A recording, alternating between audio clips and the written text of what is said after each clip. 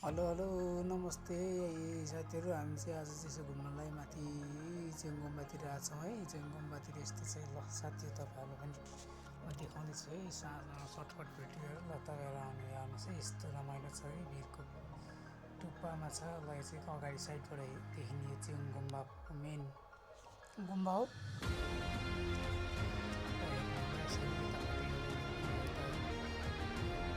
Cafe जस्तो के बनिएको छ, कलर गरेको छ। अब ठ्याक्कै थाहा भएन हामीलाई पनि ल।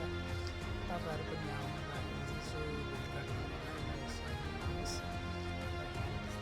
टाढो पनि छैन र अब हामी चाहिँ भित्र जाँदैछौँ। तपाईँहरूलाई भित्रको त म खासै देखेन, तर चाहिँ बाहिरको यसो सररमा देखाउँदैछु ल। साथीहरू तपाईँहरू पनि आउनुहुन्छ भने यता पनि ल, यताबाट साइडबाट आउने गाडी त्यहाँ राखेर तल यस्तो ल्याउन चाहिँ तलबाट आउने हो। गाडी चाहिँ यताबाट छेउबाट आउनुपर्छ ल।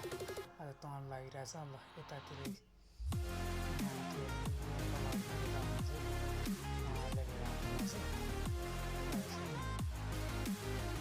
माथि छतमा बसेर सबै के हेर्न पाइन्छ। गुम्बा चाहिँ भइहाल्यो यता माथि यस्तो आडमा बसेको छ यो गुम्बा चाहिँ। यताबाट चाहिँ यता तल सल्लेरी, यता पारि धुमलिङ तामाखाने रोसी पिके सबै देखिन्छ यहाँबाट। नम्बर हिमालदेखि लिएर सबै छिनाप्पु रातनाङ्गे सबै देखिन्छ यहाँबाट पत्ताले। हामी चाहिँ यताबाट यसरी हेर्दैछौँ ल। हेर्नु चाहिँ माथि भिरमा यस्तो भिरमा पनि यसरी ढुङ्गा खोपेर देखेको छ। तलबाट क्लियर देख्न सकिन्छ गुम्बाबाट। माथि छ रमाइलो छ। तपाईँहरू पनि आउनु होला है।